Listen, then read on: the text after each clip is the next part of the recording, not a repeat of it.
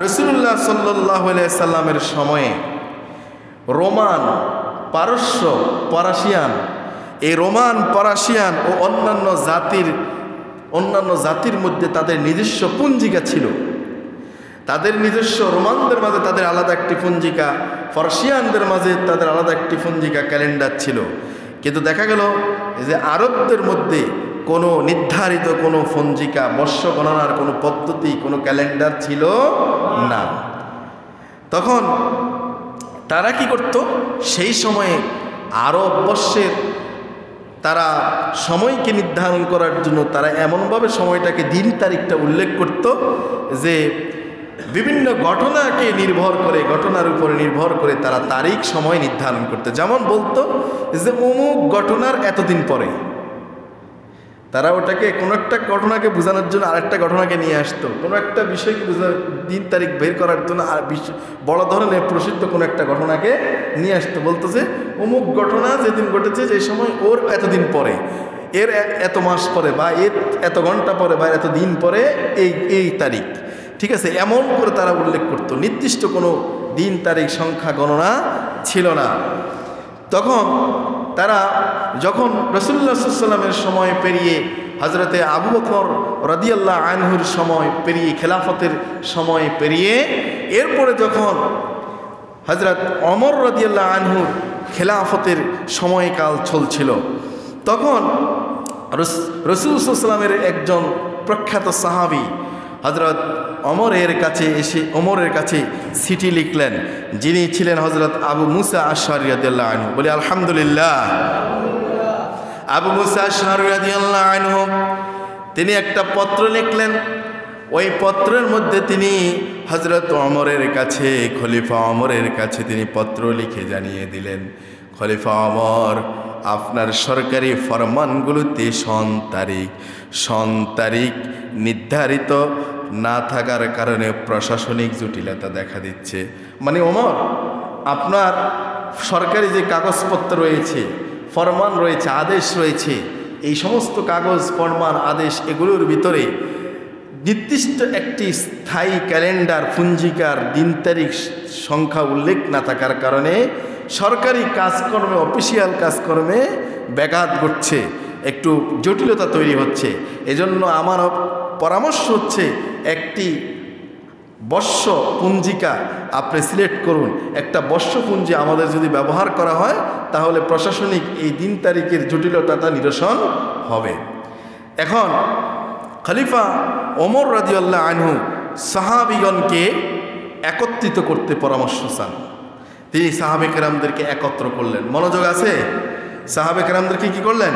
একত্র করলেন। একত্র করে তাদের কাছে পরামর্শ চাইলেন যে আমরা একটি বর্ষ পঞ্জিকা করতে চাই, আমরা ক্যালেন্ডারকে ফলো করতে চাই, এখন এক্ষেত্রে আপনাদের পরামর্শ কি?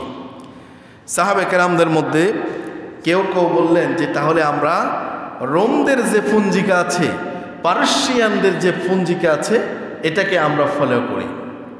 কেউ কেউ বললেন না, যে আমরা কেন এই বিজাতীয় অন্যদেরটা অনুকরণ করব, তাদের পঞ্জিকা, তাদের ক্যালেন্ডার কেন আমরা অনুসরণ করব, বরং মুসলমান হিসেবে আমাদের নিজস্ব একটা পঞ্জিকা হওয়া দরকার। কেউ কেউ বললেন আমাদের নিজস্ব একটা কি পঞ্জিকা তৈরি করা দরকার, এই প্রয়োজনীয়তার কথা তুলে ধরলেন।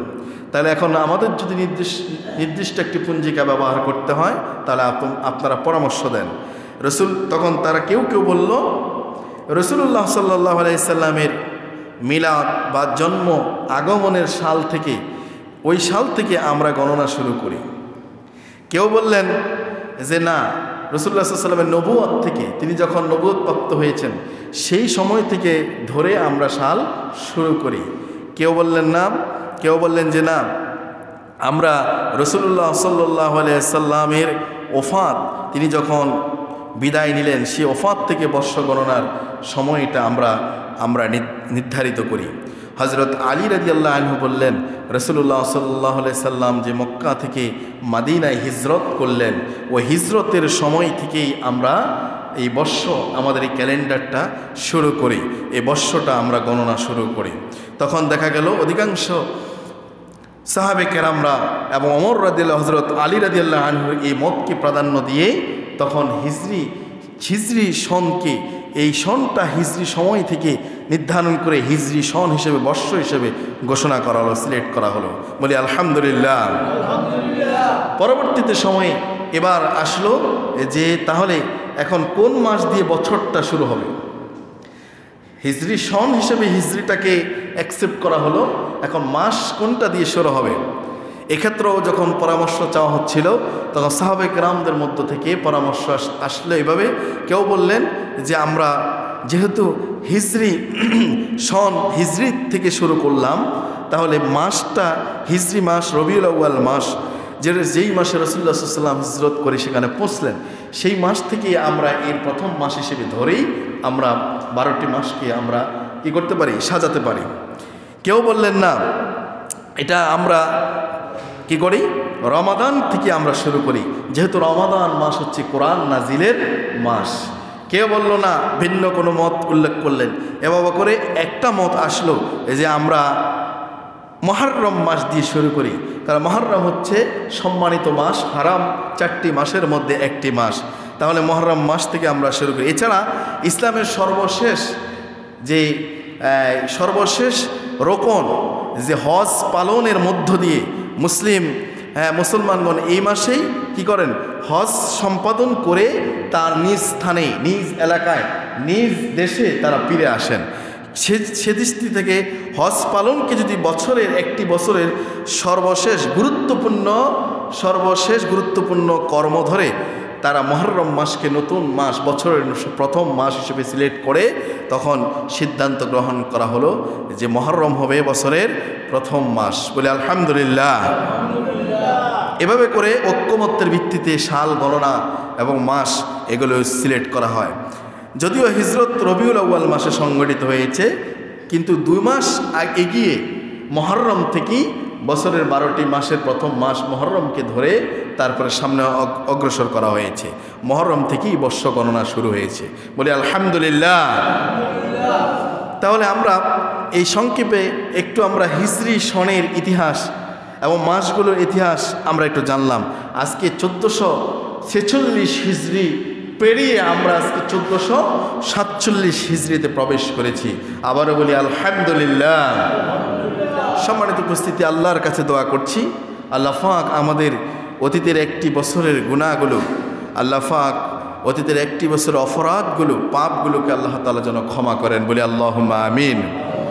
আল্লাহ তাআলা নতুন বছরে আমাদেরকে যেন তিনি তার দ্বীনের পথে, আমাদেরকে যেন তার সন্তুষ্টির পথে, তার রাসূলের সন্তুষ্টির পথে, ইহদিনাস সিরাতাল মুস্তাকিমের পথে আল্লাহ পাক যেন আমাদেরকে কবুল করেন। বলি আল্লাহুম্মা আমিন। তার পাশাপাশি দোয়া করছি আল্লাহ তাআলা যে ভাইয়েরা উপস্থিত হতে পারেন নাই, তিনাদের জীবনেরও গত বছরের গুনাহগুলো যেন আল্লাহ তাআলা ক্ষমা করেন। বলি আমিন। সম্মানিত উপস্থিতি, চন্দ্রমাস এই হিসেবগুলো রাখা, চন্দ্রমাসের হিসেবগুলো রাখা হচ্ছে সকল উম্মতের উপর হচ্ছে ফরজে কিফায়া। এগুলোর হিসাব রাখা সকল উম্মতের উপরে কি ফরজে কিফায়া, মানে কেউ না কেউ এই হিসাব, এই দিন তারিখ সনের চাঁদের এই হিসাবগুলোকে রাখতে হবে। কারণ মুসলিম উম্মাহর এই বিধানগুলো, আল্লাহর দেওয়া নির্দেশনাগুলো এবং হুকুম আহকামগুলো এবং অনেক ইবাদতের ক্ষেত্রে এই দিন সন তারিখ সময় সূচিগুলোর খুবই প্রয়োজন এবং লাগবেই। তো এক্ষেত্রে গোটা মুসলিম উম্মাহ বা একটি জনপদের উম্মাহ, মুসলিম উম্মার মধ্য থেকে, একটি অঞ্চলের মুসলিম উম্মার মধ্য থেকে, অথবা একটি রাষ্ট্রের মুসলিম উম্মার মধ্য থেকে, অথবা একটি গোষ্ঠী মুসলিম উম্মার একটা গোষ্ঠী, একটা সাইড, একটা নির্দিষ্ট একটা ভূখণ্ড বা এরিয়ার ভিতরে অবশ্যই কিছু মুসলমান সিলেক্ট থাকবে যারা এগুলো নিয়েই তারা গবেষণা করবে, এগুলো দিন তারিখ সন সূচি সময় এগুলো তারা বের করবে। আল্লাহ তাআলার সেই স্থায়ী ক্যালেন্ডার, যে চাঁদ আর সূর্য, যে চন্দ্রবর্ষ সৌরবর্ষ, এই চাঁদের উপরে নির্ভর করে, সূর্যের উপর নির্ভর করে এই সময়সূচি দিন তারিখগুলো তারা বের করবে। মুসলিম উম্মাহ সেগুলো ফলো করবে, গোটা বিশ্ব সেগুলোকে ফলো করবে। সেই অনুযায়ী তারা প্রশাসনিক কাজকর্ম এগুলো সাজাবে। আল্লাহ পাকের গোলামরা আল্লাহর ইবাদত, আল্লাহর দেওয়া নির্দেশনা অনুযায়ী, সময় অনুযায়ী তারা আদায় করবে। আল্লাহ পাক আমাদেরকেও আদায় করবার তৌফিক দান করুক। বলে আমিন।